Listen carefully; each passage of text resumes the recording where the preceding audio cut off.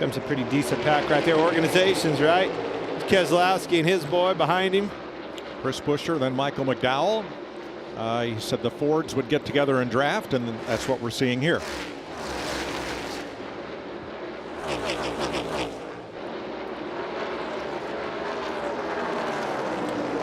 Kyle Larson to spoil the party. Yeah, just a little bit. Whoa, shot up. Man, Brad was good heads-up driving right there by Brad. I don't know if it bottomed out or what happened right there, but he sure lost his nose and shot up the racetrack. That was as close as it gets.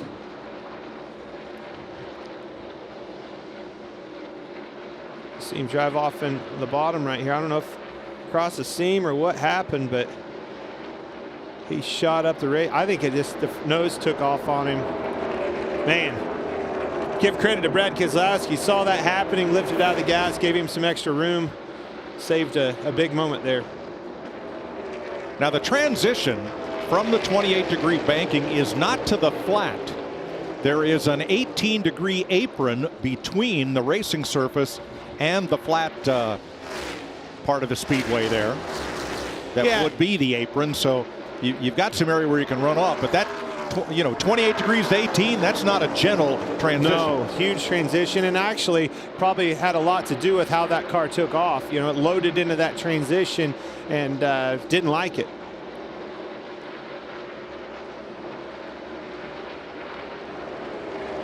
Starting to see some side-by-side racing.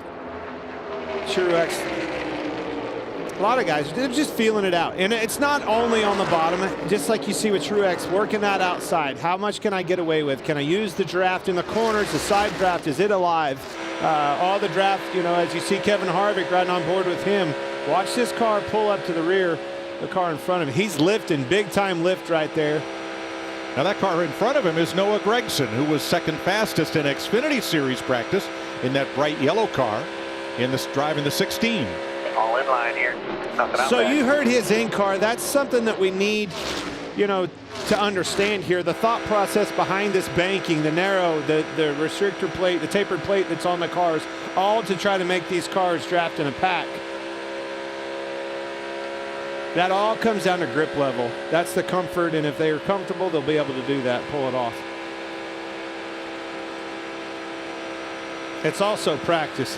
Yes. Whatever you do, don't tear that car up, boy. I'm sure they've all heard that.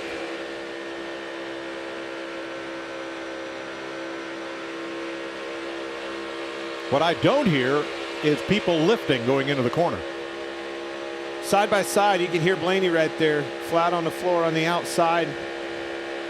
And you heard Kevin Harvick have to lift in that big wake, so you could see, watch him pull up to this car,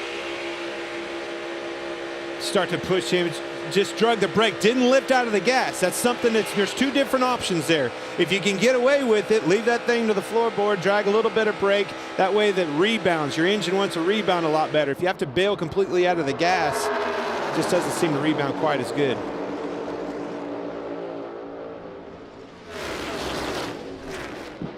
But you can tell it's, business is picking up. There's already been 8 different drivers have been the fastest in practice, and that's just all figuring out the draft, figuring out the race car and the grip level within. Regan?